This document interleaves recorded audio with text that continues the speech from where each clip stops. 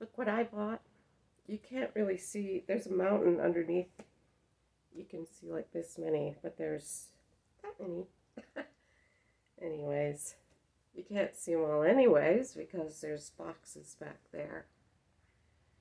I have a setup where I can't really move my phone once I get it set, so I can't show you because that's the way we roll around here, real professional. Anyhow, I thought since I have these books, I'd give you a little tour and we can talk a little bit about buying and selling vintage paperbacks. So you can't even see them. um, a little background. I'm not sure how the guy got them, but a friend of a friend, whom I don't know. I mean, I know my friend. I don't know the friend of the friend. I don't even know his name. He had them, and I think he was going to try and sell them on eBay, but maybe that didn't go. Ended up dumping them at my house, and I went through them. I am sure that I've said before I have a really horrible memory. So, I don't like store stuff up here, so I have to look everything up. So I spent one really long night looking books up to see if anything was worth anything. I think the books were stored in an attic because they have that black dirt on them that attic books tend to have. I've had to keep washing my hands because they feel dirty. um, Anyways, I eventually made an offer and it was relayed to him, and his answer was relayed to me. I bought them. They're mine.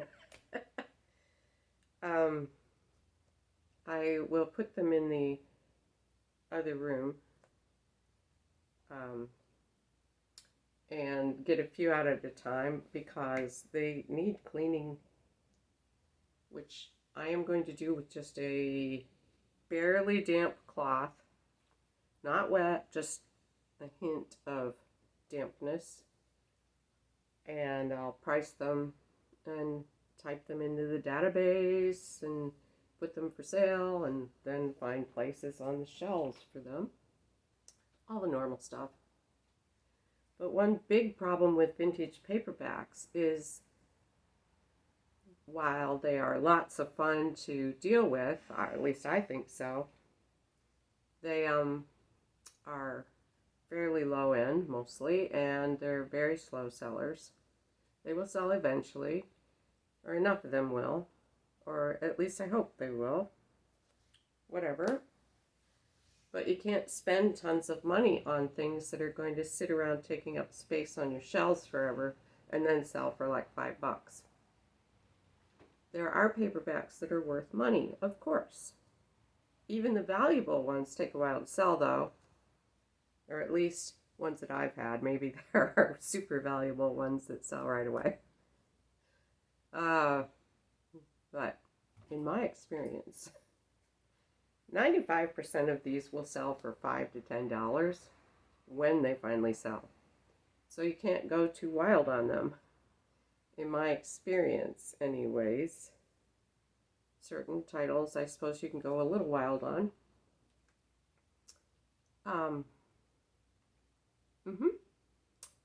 The basic rule of thumb for book selling or book buying is to take into consideration the scarcity and desirability of the book, meaning how many copies are there and do people want to buy them. Then the condition of the book, which matters a lot. Now, none of these are pristine. They kind of range from, well, the really, really crappy ones I'm not even going to keep, but normal wear and a little better wear, which translates into book talk as good, good plus, about, very good. and very good. I don't have anything I'd call fine.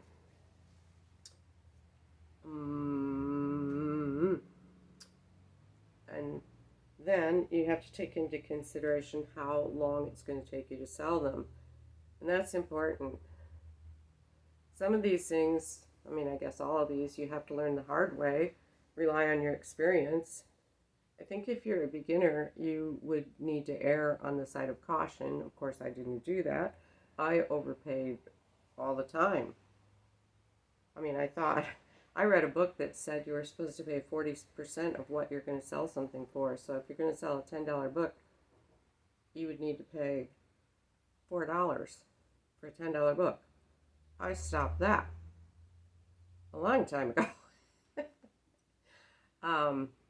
Okay, so I pulled out a few that are better books, and I will give you a little tour of them. And they're over here in this pile because this is like very fragile, teetering. Okay, this is Babbitt by Sinclair Lewis, and it's a paperback that's got a dust jacket, which there are not very many. And basically, the book came out with this somber looking, respectable cover, and then the dust jacket has a nice racy sort of cover.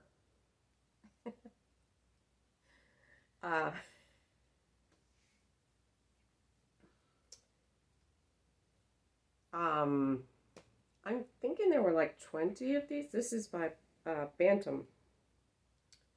And this is, I think, the most common title with the dust jacket, or at least it's the one that I find more often than any other. I mean, I find like 5 of those for every one of... Okay, in the 11 years since I've moved back to Ohio and started the business again, I've had two paperbacks in jacket. That's it. So, scarce. Well, the way that I look up the prices for these, okay, this isn't actually priced. I just did a quick run through to see what to offer the guy. But I look up the author and the title. I look on ABE because that's where I'm going to be selling. I'm on different sites, but ABE is where I do most of my business. Anyways, type in the author and the title, obviously. But something like Babbitt, there's going to be 1 million copies on. So then I typed in the publisher to narrow it down, which it did, but not much.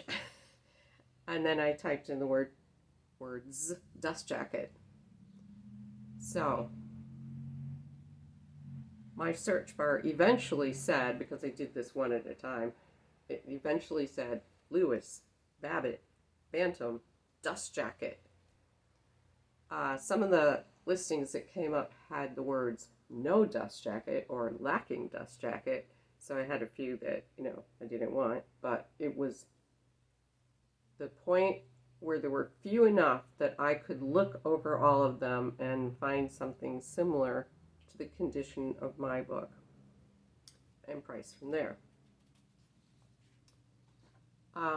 Something else that I do is to look for the listings of one certain dealer when I'm pricing vintage paperbacks, because he knows more about them than anyone else. So his listings will tell me what I should be looking for if there are different editions or covers or etc. I've been going off his listings for vintage paperbacks for like 30 years before I moved away and came back and started over again. His name is Graham Holroyd, Holroyd. That's my secret tip that will help you immensely if you're dealing with vintage paperbacks. You can thank me for that later. Okay, then this is a really skinny little book. It's a Dell 10-cent book, number 18, Free Woman by Catherine Bush. Oh,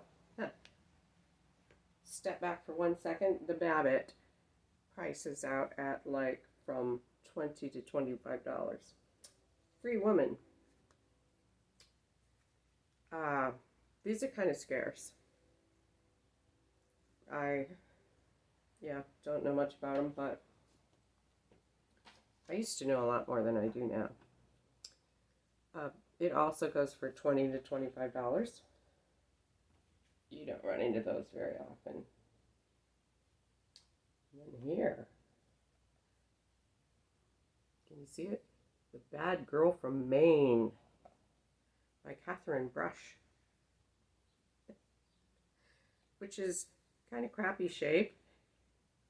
Looks like somebody ate the corner. It's chipped up there a little bit. The spine is kind of, yeah, you probably can't see that. The spine is kind of rolled over a bit. Cocked, as we call it. Now, if only this were better shape, it would be worth like $75 to $100. But of course, the one I have isn't.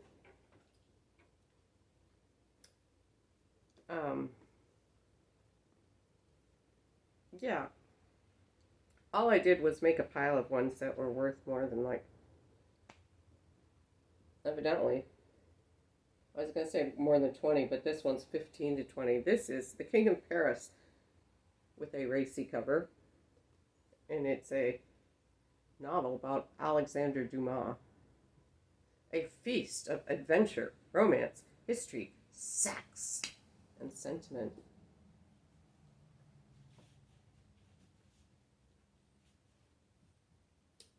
Which is worth maybe 15. And this was interesting. This is a popular library. It's called The Mountain. Try not to glare. Two men and a woman against the elements. There's no copies on. There were lobby cards, or lobby, I didn't write down. Movie lobby cards, and no copies of this book. So what I do, I think there were a couple hardbacks, but not this paperback. So after I search ABE, then I will Google this book and title, author, title, popular library. That's the publisher. And see if I can find something that way. I mean, sometimes you do. Sometimes you'll find eBay listings, or sometimes you find things in catalogs. But, yeah. If I can't find it, then I have to guess at a price. And I hate guessing at prices. Here's another one. Woohoo. The Hot and the Cool by Edwin Gilbert, a popular giant. This one, there's one copy on, and it's a UK paperback, and it's got a different cover art than this. So, yeah, couldn't find it anywhere except for that one UK edition. Like I say, I hate guessing at prices. And it's not perfect shape. I mean, none of these are. This one was a surprise. Dollar Cotton. Now this is kind of grungy and torn at the bottom of the spine. So, yeah, this one is not going to be worth the $85 that other people have it listed for. But, hey, it's exciting. Then here is an ace double. See, there's one book on here and another book on the back. And I think, at least this one, I didn't look up the other one, but this one there are no other copies on except for this ace double, and there was only like 2 of those. which Lawman Without a Badge goes for about $40, and this one is pretty good shape for once.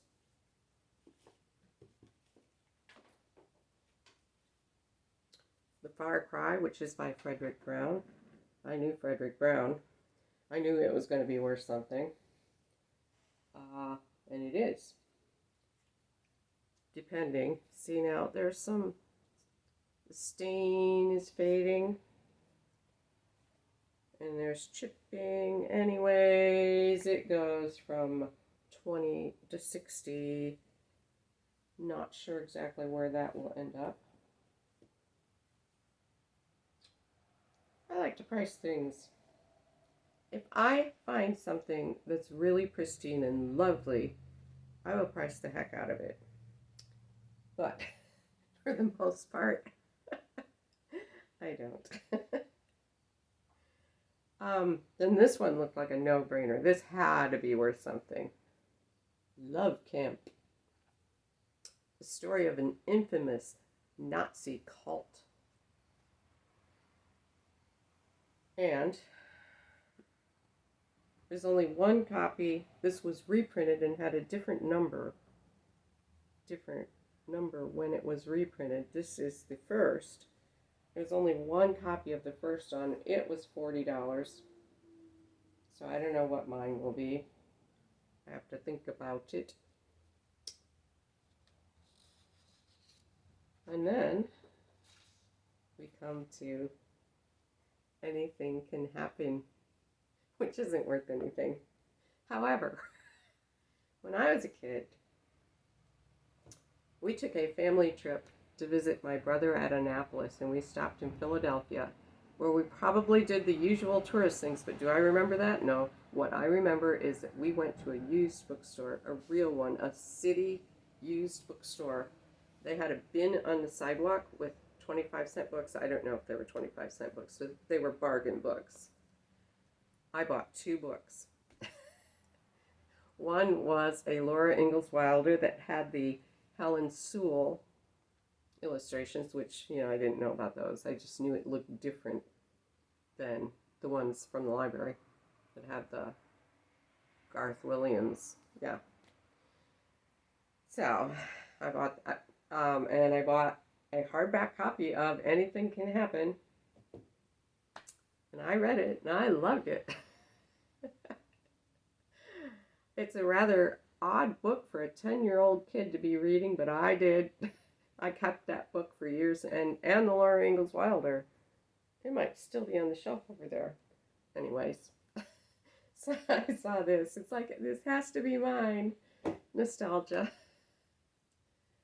And then I saw this one peeking up out of the box, and it's like, oh, that's worth something. Until I picked it up. It's falling apart. I mean, clumps are literally coming out, and it's all creased up. Can you see that? There's that creasing. It's a first printing. If it were a lovely, pristine copy, it would be a $200 book, but it's not. Yeah, that was my excitement for that minute. There are lots and lots and lots of Westerns, which is fine. Westerns sell, but if there's a valuable vintage Western paperback, I haven't ever stumbled across it. I mean, the Ace Double, that's like the highest priced vintage Western that I've had. But they sell. One here, one there, for like $5 or $6, somewhere around there. Once I did sell 3 at once in one order. But, yeah. And you do just as much work for a $5 book as you do for like a $50 book or a $100 book or whatever, But anyways, there's also, let me see, lots of racy, sleazy books which have what they call bad girl art which can be worth a bit, like Bad Girl from Maine, but sometimes it's also not. Like, I looked this one up thinking, yeah, that'll be worth something, and it's not. $5. I am not an expert on why or what makes a more desirable or less desirable sleazy book. Perhaps it's the quality of the writing. I think of vintage paperbacks like YouTube videos because they have clickbait covers, like YouTube videos have clickbait titles that sometimes they never even talk about in the, like Midsummer Murder, why whatever star was fired. And then they have this generic, Midsummer Murder started in 1922 and had 4,000 episodes, whatever. And they never talk about what they had on the title. So, clickbait. Like Babbitt. Oops. On the exciting copy, what did this man want? And they've got him looking over at a girl. On the back, this small-town businessman has big ideas about life, liberty, and a blonde called Tanis, and a manicurist called Ida, and Teresa, his wise-eyed secretary. Babbitt gets around.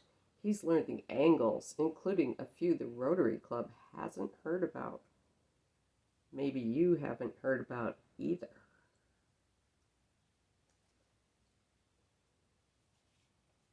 I wonder if people, were really disappointed when they actually read the book. I don't know if you've read Babbitt. It won the Nobel Prize in Literature in 1930. The dust jacket, by the way, doesn't mention that.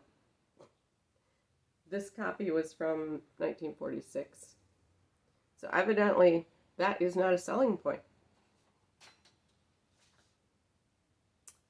So if you're buying books that you think will sell fast, you can afford to pay a much higher percentage of your selling price.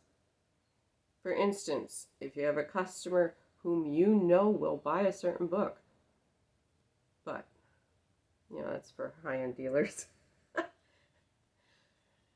These books are guaranteed slow sellers. And I am not a high-end dealer by any means. I don't even know if I'm a mid-range one. When I restarted the books business post-divorce without much money, I told everyone I was a bottom feeder.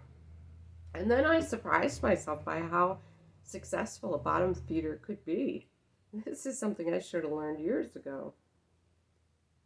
Bottom feeder meaning that I was scrounging around for things priced low because it's all I could afford. I did have, all those years of experience, so that probably helped. But I really had my doubts about being able to build up a business with so little money. I suppose at this point, I've probably bumped up a bit from bottom feeder. Yeah. Ooh, I forgot to show you. This is a map back.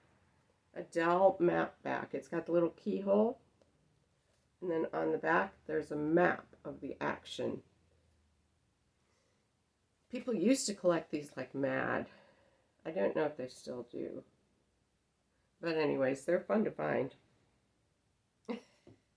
And I had pulled it out because I didn't have that in my tour.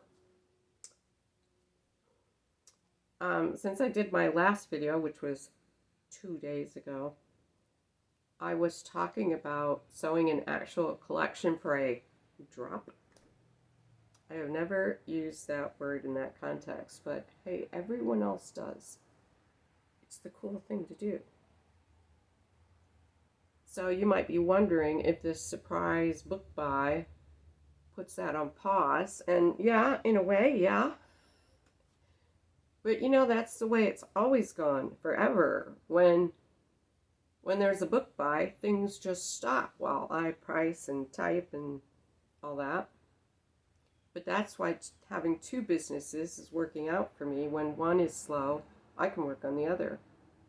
However, I plan on working on these books a few at a time in a controlled fashion, so I will be able to work on the collection, my collection that I don't have an audience for and that no one will notice when it comes out or drops.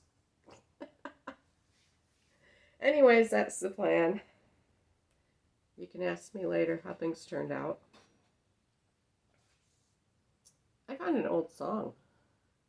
I was looking for something and I found like a little pile of, I better move these. We don't want books flying everywhere. I found a pile of half written songs, which was kind of cool. And this one was all the way written. And now I'm really rough on the tune of it, since it's not like I write music for these things. I just write the chords, but... So here's an old song from sometime I don't know when that I just found over the weekend.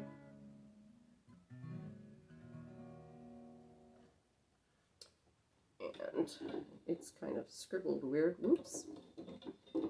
That's my music stand you're not supposed to see. Ha. Okay, I'll just move up to it. You can take it with you to the only place you know. Circle in the night is where you go. Warm, dark place that swallows you, a place to change your name, a place to sleep 100 years or so. Nowhere to run, no place to get away, no one to love, no one to take you away. Your only friend is the man in the bottom of the bottle. You sit here with your broken dreams in your lovely battered cell. Father built it brick by brick to rescue you, brought you home and drugged you with a thing that he called love. He laughed the fight right out of you and broke you. Nowhere to run, no place to get away, no one to love, no one to take you away. Your only friend is the man in the bottom of the bottle. Listen to your heart, but it didn't tell you what to do. Listen to your heart, but it betrayed you. You sit here in the night and watch the traffic going by. They all have things to see and do without you. Nowhere to run, no place to get away, no one to love, no one to take you away. Your only friend is the man in the bottom of the bottle. Thank you. Now I have to reach over a mile to turn this off.